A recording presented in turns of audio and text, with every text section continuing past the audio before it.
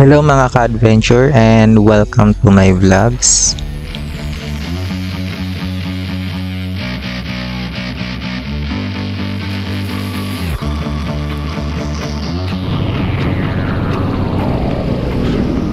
So habang binabagtas ko ito mga ka-adventure, itong tulay na to ay bumuhos ang napakalakas na ulan. At ang tulay na to ay tinatawid natin ang mismong Agus River. At ang tulay na to mga ka-adventure ay ang Agus Bridge na kung saan ito ang naghihiwalay sa bayan ng Infanta at General Car Quezon.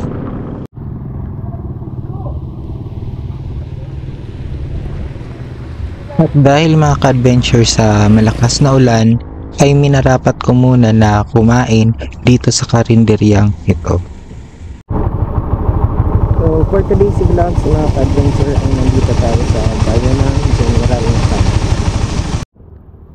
Sa silangan mga ka-adventure ng Tanay Rizal ay dito natin matatagpuan ang isang bayan dito sa probinsya ng Quezon.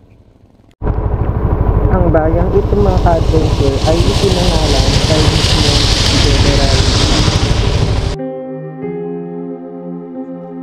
Ang bayang ito kasi mga ka-adventure ay ipinangalan kay General Guillermo Nakar na isang Pilipinong sundalo na lumaban noong panahon ng World War II. Maalala mga ka-adventure, si General Guillermo Nakar bilang isang matapang at mapaghamong pinunong gerilya na tumangging sumuko sa mga Hapones noong kasagsagan ng World War II.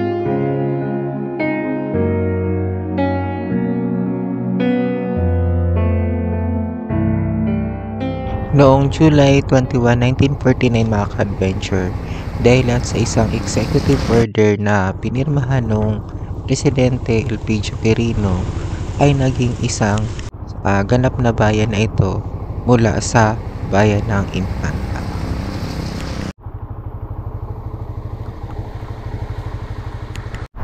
So dito tayo ngayon mga ka-adventure sa Parish Church ng General Nakar Quezon. Ang General Nakar Parish Church mga ka-adventure ay kilala din bilang Saints Anne and Joaquim Parish Church na kung titingnan po nila mga ka-adventure na ang disenyo nito ay isa ng modern architecture. At marahil mga ka-adventure dahil itinatag lang ito noong 1949 kaya walang makikita dito na Spanish architecture. At sa ngayon mga ka-adventure, ang bayan ng General Nakar ay ang pinakamalaking bayan dito sa lalawigan ng Quezon in terms of land area.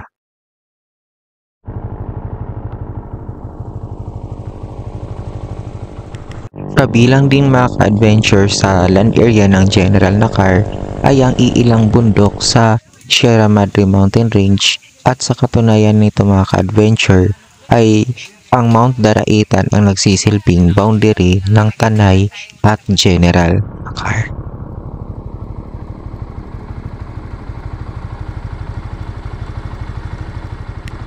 Isa mga ka-adventure sa masasabi ko dito sa lugar na to ay tahimik at sabi nga nung nakausap ko kanina ay mababait ang mga taga rito.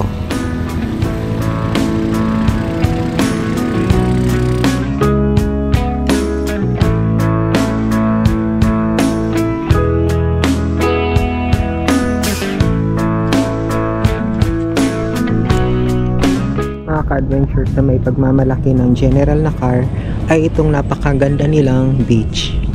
Sa coastal area kasi na ito mga ka-adventure ay dito matatagpuan ang nagagandahang mga beaches ng Philippine Sea.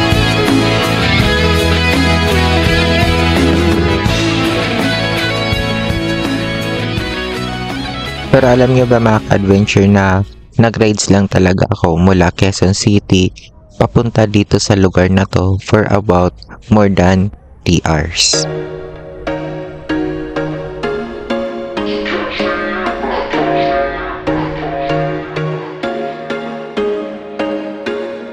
was once a day that I would pray for you. I'd go and misbehave just so you'd notice too. Sneaking looks up and down from across the room.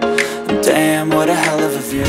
Since maulan kanina mga ka-adventure nung dumating ako dito, ay hayaan niyo ako sa pagkakataong ito na ipakita ang ganda ng bayan ng General Nakar.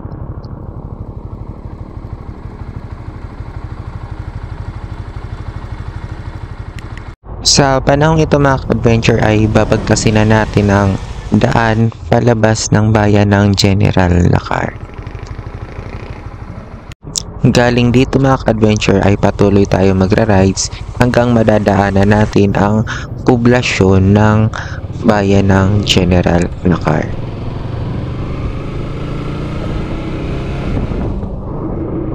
At mapapansin din po nila mga ka-adventure na halos karamihan ng kabahayan na dinadaanan natin ay halos gawa sa bato na masasabi nating maganda ang kabuhayan ng mga taga rito.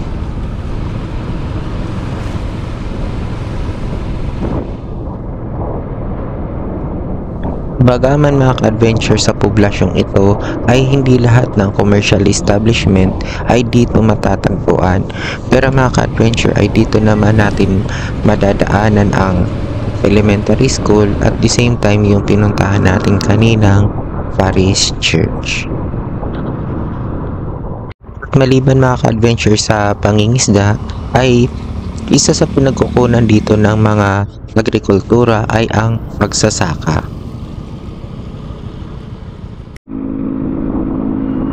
Isa pa rin mga ka-adventure habang binabagtas ko ang daang to ay marami ka talagang makikita mga taniman dito ng palay, lalo na yung mismong lugar dito ay patag.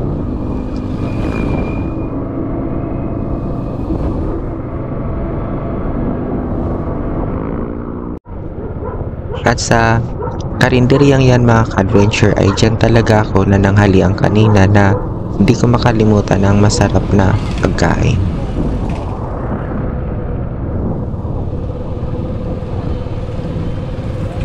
At sa unahan nito mga ka-adventure ay dito mo rin talaga matatagpuan ang mangilang-ila na kabibilhan ng mga hardware and other supplies.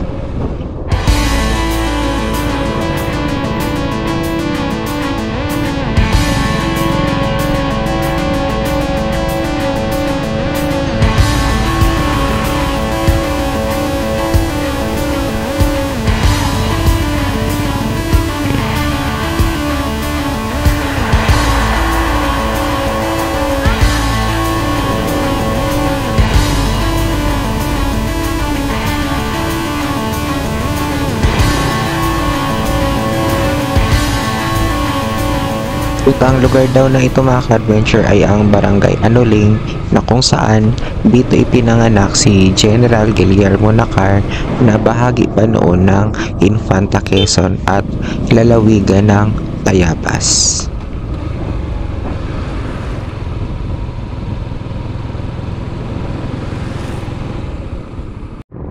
At dito rin mga ka-adventure sa Barangay Anuling ay dito matatagpuan ang kanilang municipal hall at iba pang government offices. Ang legacy mga ka-adventure ni General Nakar ay nagsisilbing inspiration ng mga taga Quezon na tumatatak sa kanilang puso't isipan. Ang kanyang kagitingan at hindi matitinag na katapatan ay patuloy na ipinagdiriwang sa lalawigan na nagtataglay ng kanyang pangalan sa kahit sa isang mahalagang lokasyon.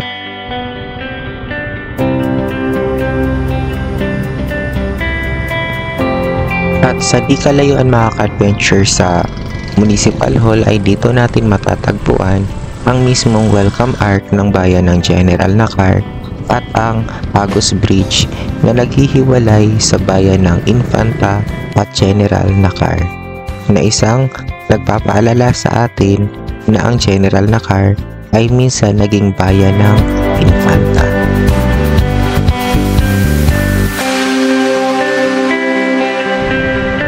And that's all for this vlogs mga ka-adventure, and thank you for watching and see you in my next video.